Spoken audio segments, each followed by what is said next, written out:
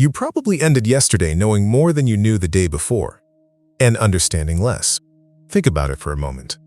The news in the morning, a podcast on the drive, 3 or 4 newsletters skimmed over lunch, maybe a documentary in the evening, and by the time you sat down to think, really think, there was nothing there. Not confusion, not overload, just a kind of flatness. The sense that you'd consumed a great deal and arrived nowhere. Most people diagnose this as a problem with the sources. Wrong podcast, too much news, the algorithm feeding you noise. And so the prescription is always the same. Curate better, filter harder, find the good content instead of the bad content. Subscribe to the right things. Unsubscribe from the wrong things. But what if the problem isn't the quality of what you're consuming?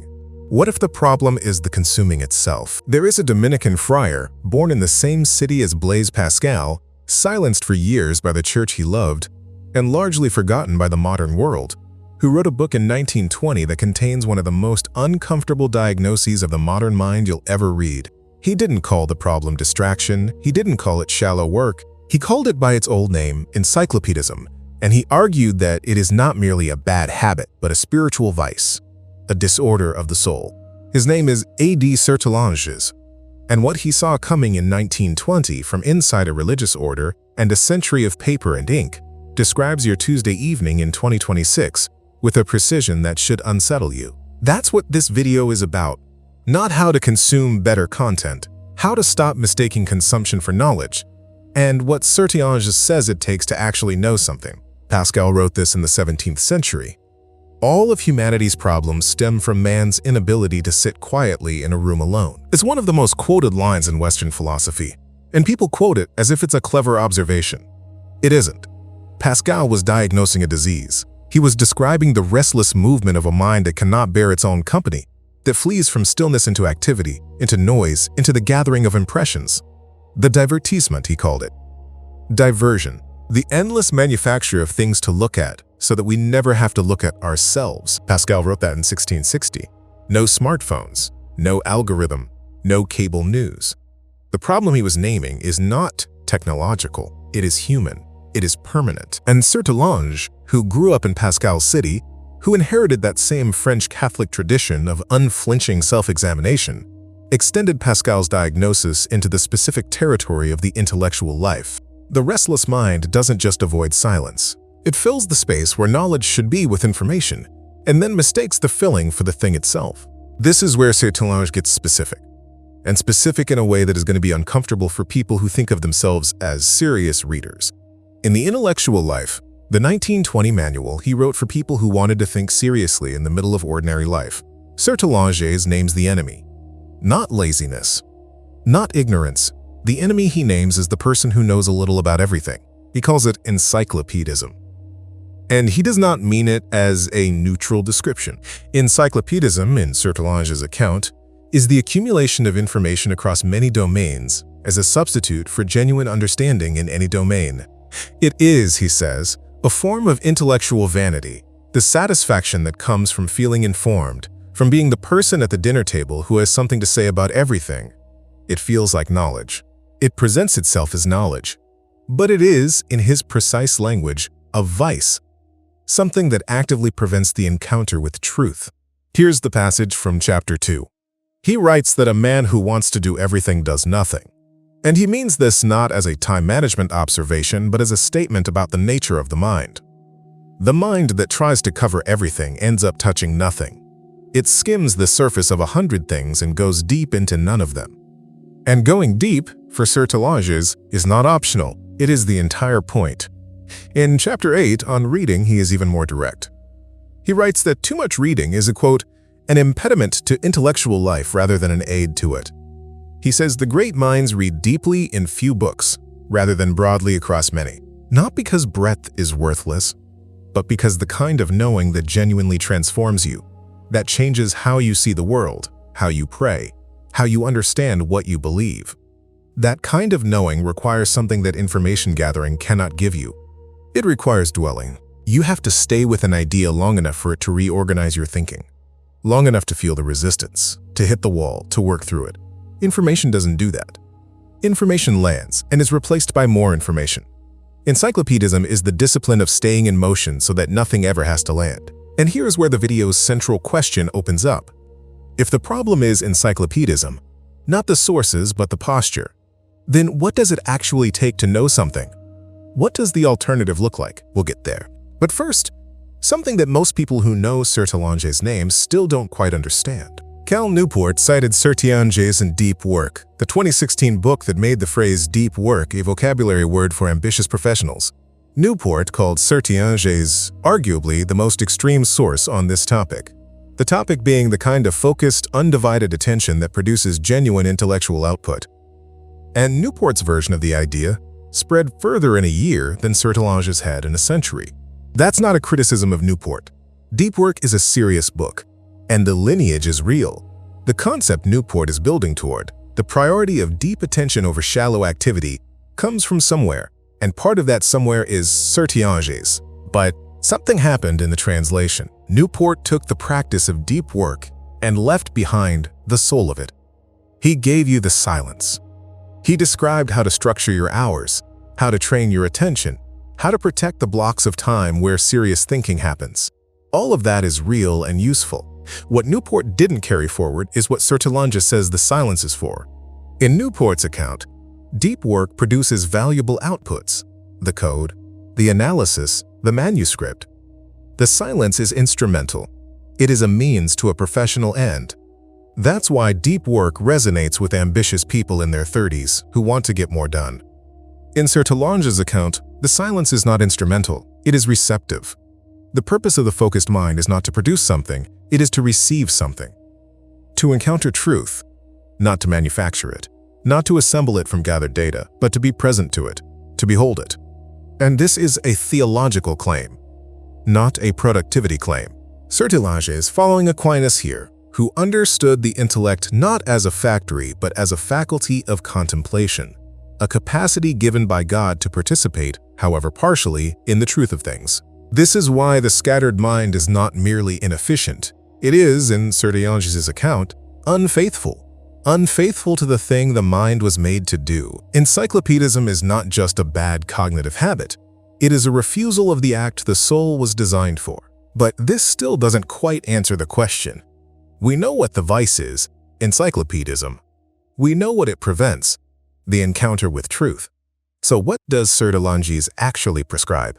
And here is where his life becomes more important than his text. Sertillanges was silenced, not by his own choice, by the church. Around 1917, during the fallout from the modernist controversy that swept through European Catholicism in the early 20th century, he was placed under restriction. The precise terms are documented in Dominican archives and scholarly accounts of the period. What's clear is that for a significant stretch of his career, a man who had lectured at the Institut Catholique de Paris and preached at the famous pulpit of La Madeleine was forced to stop, to narrow, to withdraw from the public intellectual life he had been building. He did not leave the church. He did not abandon the work. He went inside, into the restriction, into the narrowing, and he wrote. The Intellectual Life was published in 1920 when Sertillanges was 57 years old. His masterwork on how to think seriously was not the product of an uninterrupted scholarly career.